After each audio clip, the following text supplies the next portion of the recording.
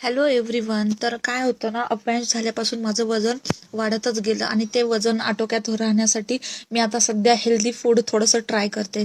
तर मी आज बनवलेला ॲव्होकाडो टोस्ट. खरं तर मला त्याची काही जास्त रेसिपी माहीत नाहीये, पण तरी मी माझ्या पद्धतीने बनवण्याचा ट्राय केला. खूपच हेल्दी असा प्रकारचा माझा नाश्ता झाला आणि खरंच खूप सुंदर असं झालं होतं, म्हणून म्हटलं तुमच्यासोबत रेसिपी शेअर करावी. तर सगळ्यात पहिले मी इथे एक कांदा घेतला, मीडियम साईजचा कट करून. ॲव्होकाडोमध्ये मोठ्या प्रमाणात हेल्दी फॅट्स असतात. हे पचनासाठी हलकं आणि फायबरयुक्त आहे आणि सगळ्यात महत्त्वाचं वजन कमी करण्यासाठी अतिशय उपयुक्त आहे. सो तुम्ही नक्की ट्राय करा.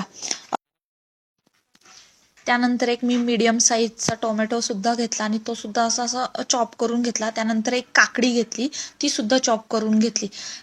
ॲव्होकाडो बाबत किस्सा सांगायचा तर झालं असं होतं, अव्यान ज्यावेळेस पोटात होतं त्यावेळेस आम्ही ठरवलं होतं की सगळे मी फ्रुट्स ट्राय करणार, हेल्दी सगळं खाणार.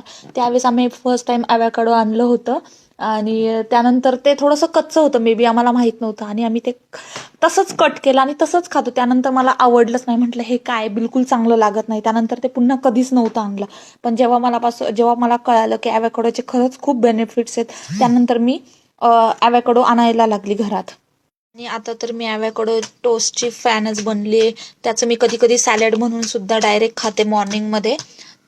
हे जे काही सगळं मी कट केले जे व्हेजीज आहेत ते सगळे एकत्र मिक्स केले आणि त्यानंतर ह्याच्यामध्ये इथे मी ब्लॅक पेपर थोडासा टाकलाय, थोडंसं मीठ टाकलं आणि थोडीशी वरतून कोथिंबीर टाकली आणि लिंबू थोडासा पिळून टाकला. त्याच्यामुळे तसं पाहायला गेलं तर ॲव्होकाडोला स्वतःची अशी चव नसते. आपण तुम्ही जर डायरेक्ट खाल तर ते तुम्हाला मे बी आवडणार नाही, पण ह्या पद्धतीने नक्की ट्राय करा आणि खाऊन बघा.